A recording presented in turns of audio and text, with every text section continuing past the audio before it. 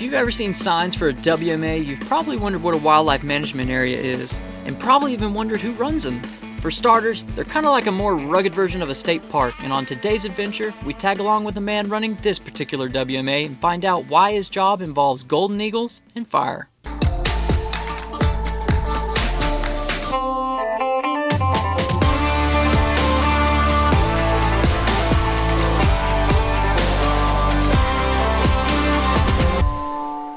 Dead deer in the back of the truck, so yeah, I take it we're about to get up to something interesting. A little roadkill. Yeah, we're going to use it as a bait for our golden eagle camera trap.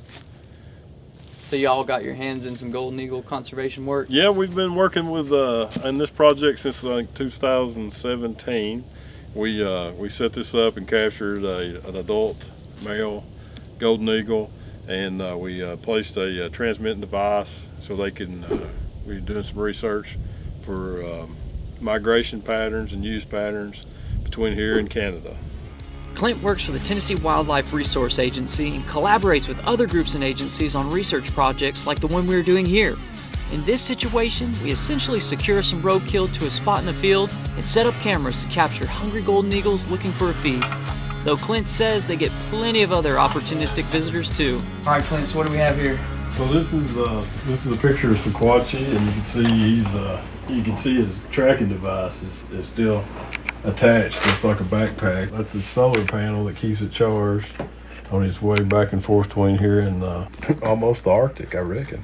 Over the past years, Clint has played a crucial role in the project to collect data that will further golden eagle conservation efforts.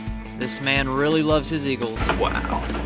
Now that we have our camera trap set up and running, it's time to turn up the heat and get our hands dirty with some habitat management and restoration work. In essence, we're going to purposely start a fire. A really big fire.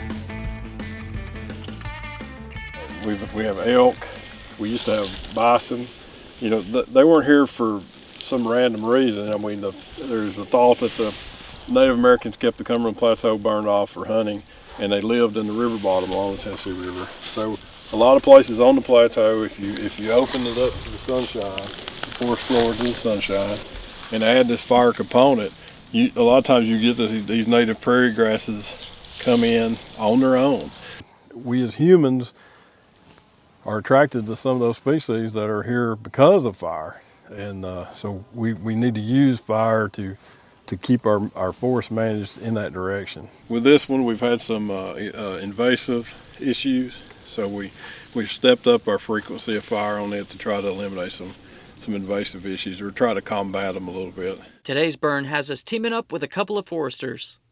And then this is just basically the details of everything. And then the wind speed no more than 15. And then we're going to mark down the directions. Any wind will work. So these are the conditions that we're looking for. After reviewing the prescribed burn plan, it was time to jump into the dozer and manually create a boundary around the field we are burning so that the fire doesn't get a wild hair and take off somewhere else.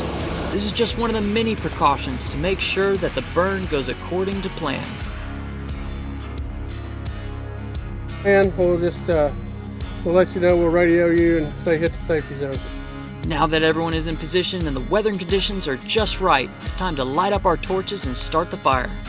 These are always really tense moments because everyone is on high alert for any change in wind direction or other conditions that might alter the behavior of the fire. I feel really confident with the experienced team of foresters watching my back. This ain't their first rodeo, and they know just what to do if things turn south.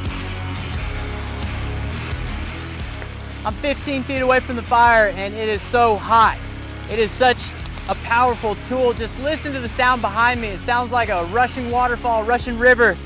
But in the right hands, done safely, it's super important. But look how quickly it's just changed what this field looked like just a few moments ago. Powerful stuff. All that's left to do is let the fire run its course and let itself go into the burn line we created earlier. Being able to look back and looking at some habitat and go, I've taken it a step further in a direction that would be more beneficial to wildlife species that are in need in that particular location. At the end of the day, if you can look back and say, hey, I made the place a little brighter, it's a lot of satisfaction. So we've got our burn going, just a little bit of effort, and we've been making huge steps in management here. So we've reset succession, something that would have happened naturally, but we're doing it through man-made means. So now after a few days, succession is going to reset. Lots of animals are going to move in and start utilizing this as it continues to grow, and it's going to run through all the successional stages. Using biology, using science, and good management techniques, we're creating good wildlife habitat. Burning small fields like this allows animals occupying the area to exit safely in essentially any direction. Some of the most effective methods land managers have are really just replicating what nature does naturally.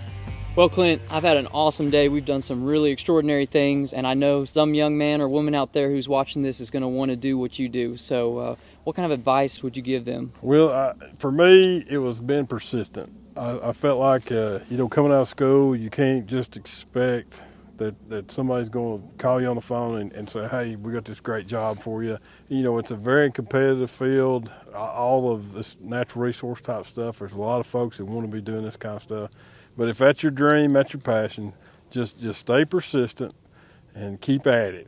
And if there's an opportunity to volunteer, go for it. If there's a seasonal job or a term job or something, take it. Get that experience, build that resume, but be persistent. It might take a year, it might take 2 years, it might take a lot of little term temporary jobs, or it may take a lot of time. But eventually, if you just stay with it, it's going to happen. Well, you encapsulate working on the wild side, and I know you are loving it because I've just been around you all day, and you seem as happy as can be. So thank you so much for sharing the day with us and bringing us along on the adventure. Well, thanks for coming. We appreciate it. Well, how about that, y'all? We had our hands in golden eagle conservation and using fire for better wildlife management. Just comes to show you, you never know what we're going to get into when we're working on the wild side. And how about this for an office view? We'll see you for our next adventure. Join in next time. It was a huge honor to spend the day with a really genuine guy who is spending his career improving the land he grew up around, with the wildlife and the people who dwell there. Now that is something to be proud of.